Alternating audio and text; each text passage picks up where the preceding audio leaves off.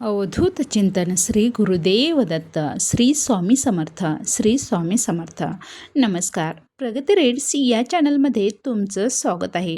आज आपण श्री स्वामी चरित्र सारामृत या पवित्र ग्रंथातील अध्याय 19चा मराठी सार ऐकणार आहोत. या आधीच्या अध्यायाचेही आपण मराठीत साराचे व्हिडिओ आपल्या चॅनलवर टाकलेले आहेत. तरी चॅनलला व्हिजिट देऊन नक्कीच पाहून घ्या. आपल्या चॅनलवर विविध ग्रंथाचे ओव्यासहित पारायण वाचन तसेच मराठीत अर्थाचे व्हिडिओ टाकलेले आहेत. चॅनलवर नवीन असाल तर प्लीज चॅनलला सबस्क्राईब नक्की करा. या अध्यायात श्रवणाचे महत्त्व सांगितले आहे. हा भक्तिमार्गातील एक अत्यंत महत्त्वाचा अध्याय आहे. या अध्यायात स्वामी समर्थ महाराजांनी भक्तांना सांगितलं आहे की केवळ दर्शन घेणे किंवा पूजा करणे पुरेसे नसते, तर श्रद्धेने आणि एकाग्र चित्ताने स्वामींचे चरित्र ऐकणे आणि समजून घेणे हीच खरी साधना आहे. स्वामींच्या चरित्राचे श्रवण हे केवळ कथा ऐकणे नाही, तर ते भक्ताच्या मनाला शुद्ध करून त्याला योग्य मार्गावर नेणारे एक आध्यात्मिक साधन आहे. पुढे पाहूया एकाग्रतेने ऐकण्याचा परिणाम. या अध्यायात स्वामी समर्थ सांगतात की जो भक्त मन स्थिर करून एकाग्रतेने आणि भक्तिभावाने स्वामींचे चरित्र ऐकतो, त्याच्या मनातील अस्थिरता हळूहळू नाहीशी होते. त्याच्या मनात शांती निर्माण होते. चांगलं कर्म करण्याची वृत्ती निर्माण होते. पुढे पाहूया. मनाला जर योग्य दिशा मिळाली तर संसारातील दुःख, चिंता, भीती आणि भ्रम याचा प्रभाव कमी होतो. कारण चरित्र श्रवणामुळे मनाला एक आधार मिळतो. एकाग्र श्रवणामुळे भक्ताला हे उमजते की संकटे ही तात्पुरती असतात, पण गुरुकृपा ही कायमची असते. पुढे पाहूया. केवळ तप, योग किंवा ज्ञान पुरेसे नाही, किंवा फक्त पूजा करणे पुरेसे नाही. अध्याय 19 मध्ये एक महत्त्वाचा संदेश दिला आहे की काही लोक कठोर तप करतात, उपवास करतात, साधना करतात, योगाभ्यास करतात, पण तरीही त्याच्या मनात शांती येत नाही, कारण त्याची साधना केवळ बाह्य स्वरूपाची असते. बाहेरून साधू वाटणारा माणूसही आतून अशांत असू शकतो. स्वामी समर्थ स्पष्ट करतात की जर मनात राग, लोभ किंवा अस्थिरता असेल तर कठोर साधनाही निष्फळ ठरते. त्यासाठी मन निस्वार्थ असावं. पुढे पाहूया. गुरुभक्ती आणि शरणागती हेच खरे साधन कसे आहेत. या अध्यायात स्वामी समर्थ भक्तांना शिकवतात की गुरुभक्ती ही सर्वात श्रेष्ठ आहे. भक्ताने स्वामींना मनापासून स्वीकारले आणि पूर्ण शरणागती पत्करली तर त्याला वेगळ्या साधनाची गरज नाही, कारण गुरुकृपा हीच भक्ताला जीवनातून पार नेणारी नौका आहे. पुढे पाहूयात. स्वामींच्या चरित्रातील शक्ती. स्वामी समर्थांच्या चरित्रात एक अद्भुत शक्ती आहे. त्या चरित्राचे श्रवण केल्याने किंवा वाचल्याने भक्ताच्या मनातील भीती कमी होते, दुःख हलके वाटू लागते आणि मनाला आधार मिळतो.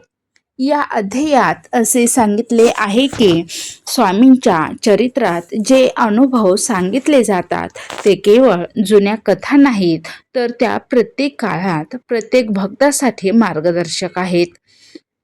पुढे पाहूया. भक्ताच्या मनातील भ्रम नष्ट कसा होतो. या अध्यायाचा मुख्य उद्देश असा आहे की भक्ताच्या मनातील भ्रम दूर व्हावा. माणूस संसारात अडकला की त्याला वाटते की हेच सर्व काही आहे. पुढे पाहूया. पैसा, प्रतिष्ठा, सुख, दुःख यामध्ये तो गुंतून जातो. पण स्वामींचे चरित्र ऐकल्यावर भक्ताला कळते की जीवनात सर्वात मोठी गोष्ट म्हणजे आत्मशांती आणि गुरुकृपा. आत्मशांती आणि गुरुकृपा कुठूनही विकत घेऊ शकत नाही. ते आपण स्वतः मिळवावी लागते. पुढे पाहूया श्रद्धा वाढवणारे अनुभव आणि उदाहरणे. या अध्यायात स्वामी समर्थांच्या भक्ताचे अनुभव सांगितले आहेत. काही भक्त संकटात होते, काही जण अज्ञानात होते, काही जण निराश झाले होते. पण जेव्हा त्यांनी स्वामींचे चरित्र शुद्धेने ऐकून नामस्मरण सुरू केले आणि स्वामींच्या चरणी समर्पण केले, तेव्हा त्याच्या जीवनात बदल घडला. कधी संकट दूर झाले, कधी मनाला धैर्य मिळाले, कधी परिस्थिती तशीच राहिली तरी मन शांत झाले.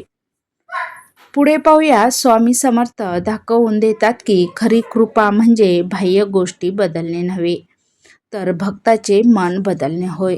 भक्ताच्या मनात निस्वार्थपणे भावना निर्माण होणे होय. लोभाचा त्याग करणे, अहंकाराचा त्याग करणे होय. पुढे पाहूया नामस्मरण आणि चरित्र श्रवण याचा संबंध.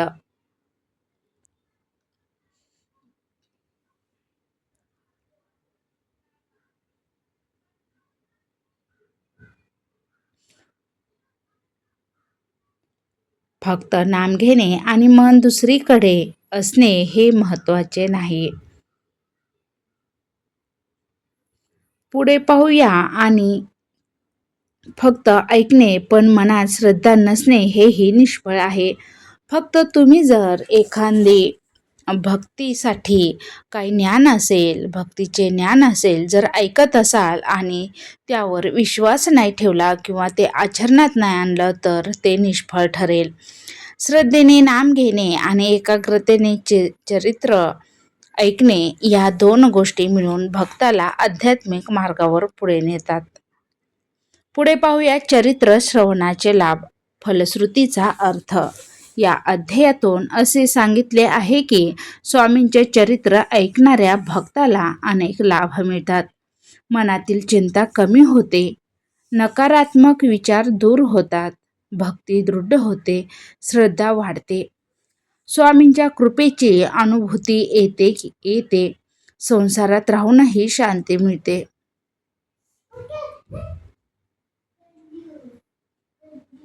जीवनातील निर्णय योग्य होऊ लागतात. स्वामी समर्थांच्या कृपेने भक्ताच्या जीवनात आपोआप सुधारणा होते. मनात विचार करण्याची वृत्ती बदलते.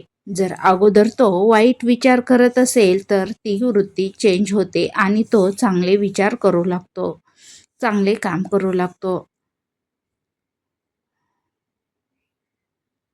पुढे पाहूयात या अध्यायाचा मुख्य संदेश काय मिळतो.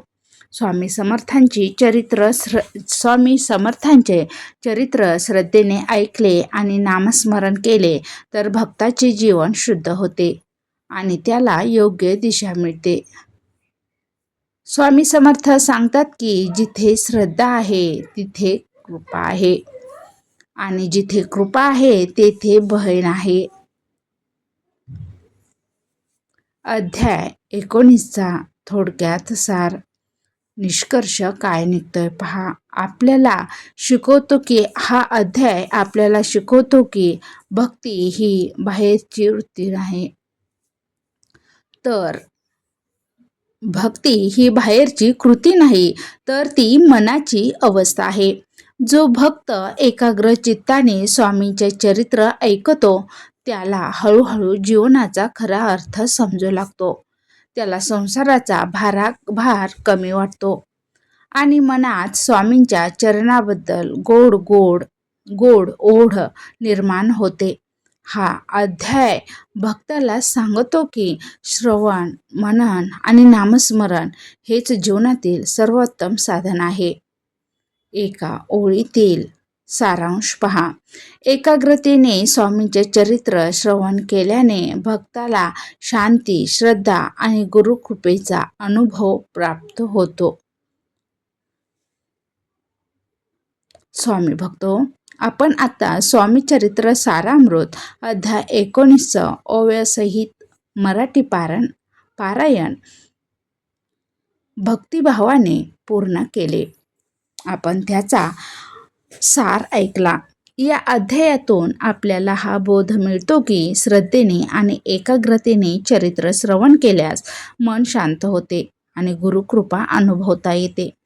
हे पारायण आपल्या जीवनात शांती, श्रद्धा, समाधान, समृद्धी देव हीच आपण गुरुचरणी प्रार्थना करूयात. हा व्हिडिओ आवडल्यास व्हिडिओला लाईक करा, चॅनलला सबस्क्राईब करा आणि बेल आयकॉन दाबा, म्हणजे असेच भक्तिमय व्हिडिओ सर्वात अगोदर तुमच्यापर्यंत पोहोचतील. काही चुकलं असेल तर क्षमा असावी. मी माझी सेवा श्री गुरूंचरणी अर्पण करते.